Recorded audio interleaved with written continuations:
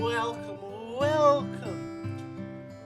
to the penultimate episode of episode 1. Not episode 1, series 1.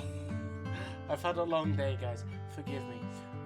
And I just had to make an edit to last week's Spotify episode and record a segment explaining what happened because it got taken down. As you can see, I've been doing some work in OBS, which is Open Broadcasting Studio, which is what I use to record, at least for YouTube. I use Audacity for the Spotify side because it's just a little better and a quicker, easier edit than the video side, but I still love the video side. So, we're getting festive. We got the above my head look. We got the Christmas banners just I'm pointing the wrong way. I don't know if I point somewhere. You can see there's the James Bond gun barrel sequence that just plays on a loop. I think that's pretty cool. Obviously after Christmas these banners, I'm going out to show you. I'm like, no, they're here. Will be gone, and the James Bond GIF will be moved somewhere above my head, perhaps. But yes, the BONDCAST is getting an overhaul for Series 2 and a complete redesign.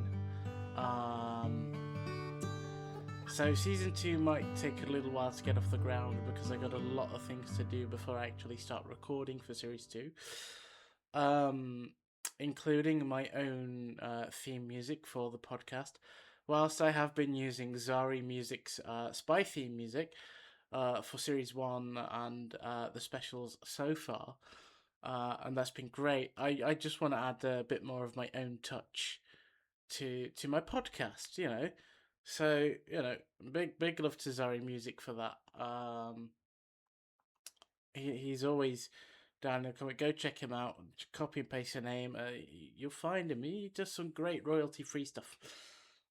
Anyway, yeah, penultimate episode. Busy day.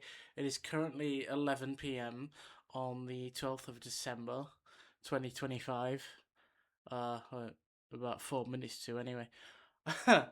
So that I'm recording this, I'm doing 2 more episodes back to back tomorrow. So we're gonna have Albert Broccoli Part 2 recorded tomorrow for next week, and then hopefully I'm gonna do a bit of research in between. Probably after tomorrow's episode, I've recorded that.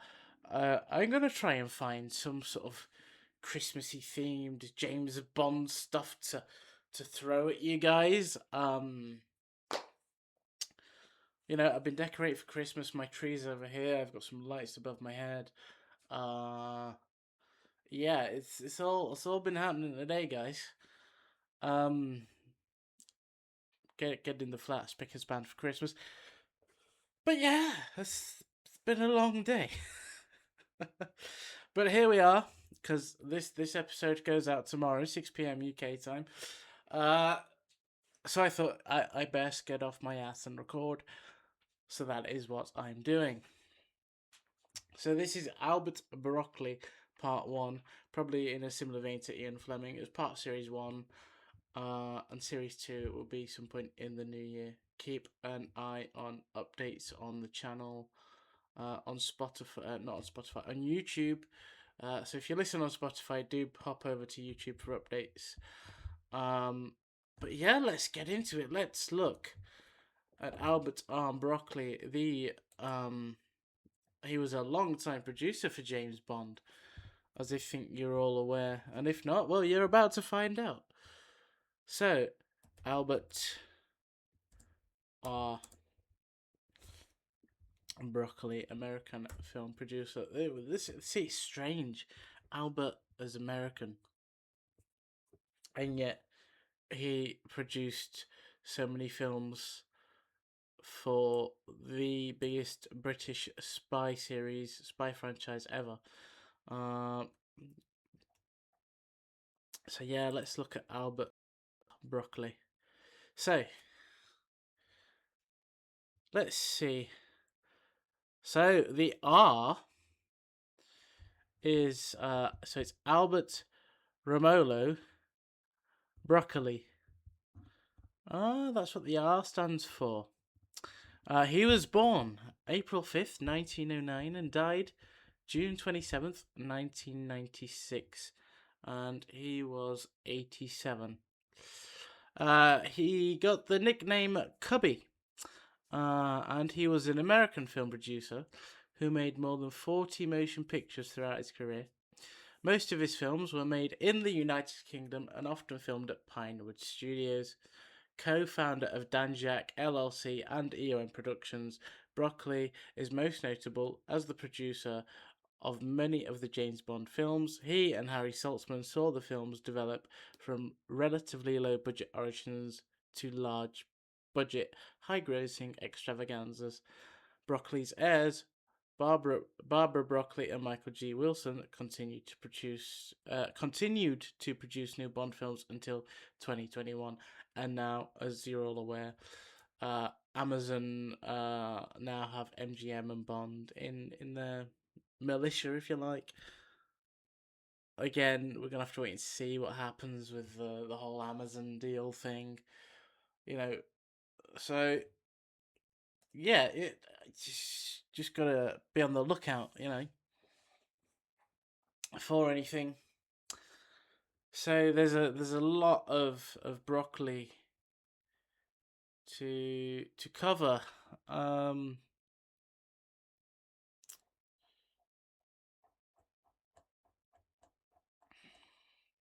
His filmography alone is long. So this episode, this might be the shorter one, and the second one might be the longer one. I'm gonna look at the first two sections here, which is his early life and career, and something called the Ted Healy incident. And then we'll deep dive into everything else for next week. So, Broccoli's early life and career. Broccoli was born in the borough of Queens, New York City, the younger of two children of immigrants from the Calabria region. Again, I probably butchered that, I'm sorry. Of Italy, Giovanni Broccoli and Christina Vence. He had an older brother. Broccoli acquired his nickname after his cousin, film producer Pat DeKiko, started calling him Kabibble after a similarly named cartoon character. This was eventually shortened to Cubby, spelt Kubbie, and adopted by Broccoli as Cubby, spelt Cubby. The family later bought a farm in Smithtown, New York, on Long Island, near their relatives, the Dekikos. Again, I probably butchered that. I feel dreadful because I'm not very good at pronouncing some of these names and words. But I try my best. So it says the family moved to Florida on the death of his father Giovanni, and Broccoli moved to live with his grandmother in Astoria, Queens, in New York.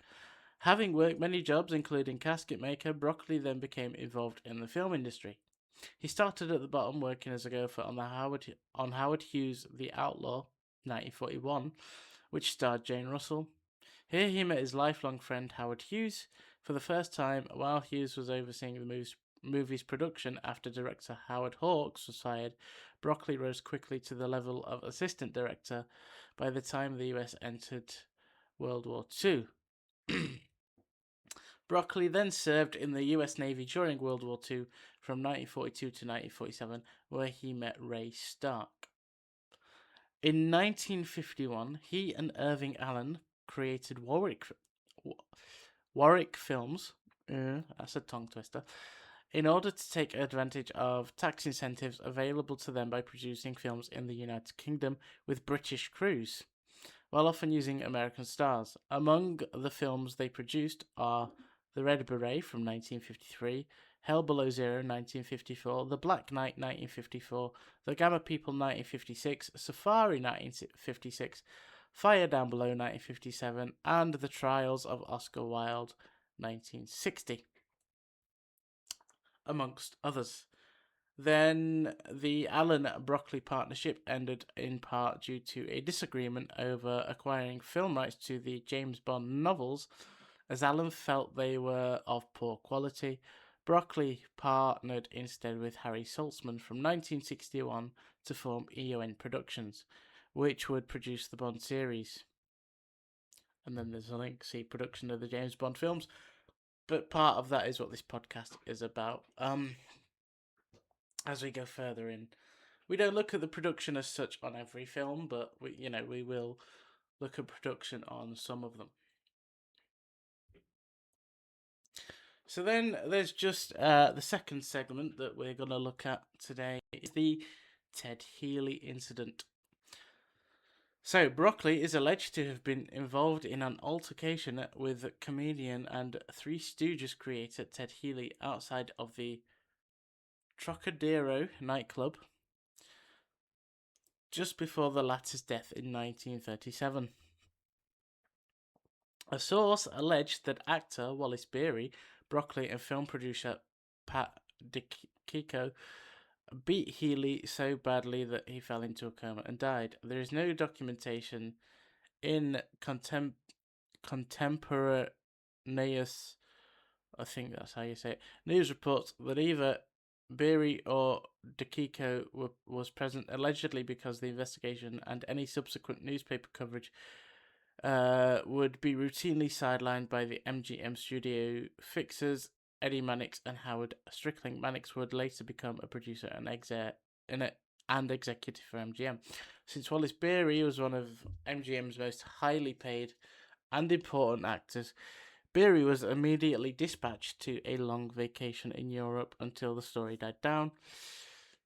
Broccoli admitted that he was indeed involved in a fistfight with Healy at the Trocadero. He later modified his story, stating that a heavily intoxicated Healy had picked a fight with him. The two had briefly scuffled, then shook hands and parted ways. In other reports, Broccoli admitted to pushing Healy but not striking him. Well, apparently nobody knows. Well, and Broccoli can't tell he can't tell the same story twice.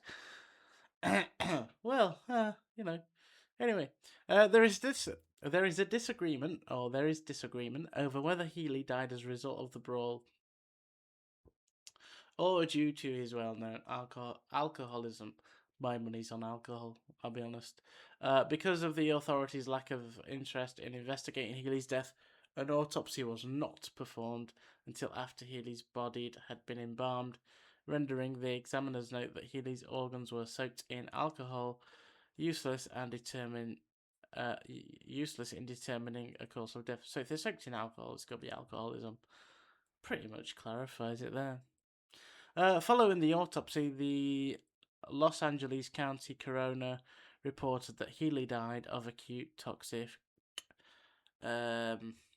nephritis, secondary to acute and chronic alcoholism. Police closed their investigation as there was no indication in the report that his death was caused by physical assault.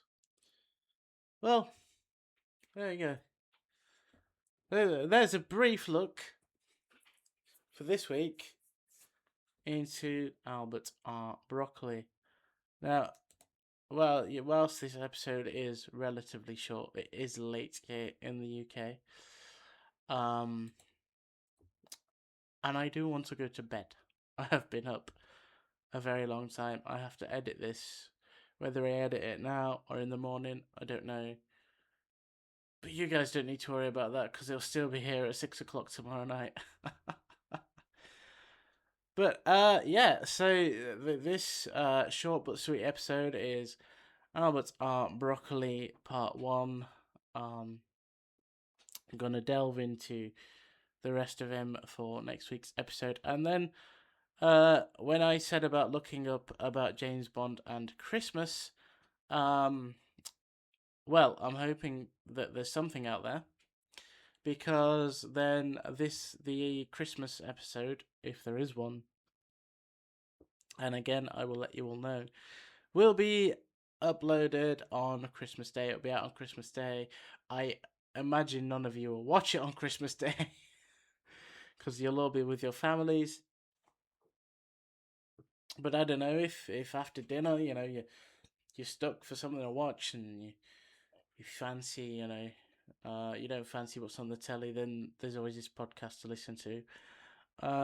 Depending on your Christmas Day traditions. But don't worry, it'll be there. And then series 2 will be some point after the new year. Like I said, keep an eye out on the channel on YouTube for updates. And yeah, that's it from me for this episode. Leave a like, subscribe.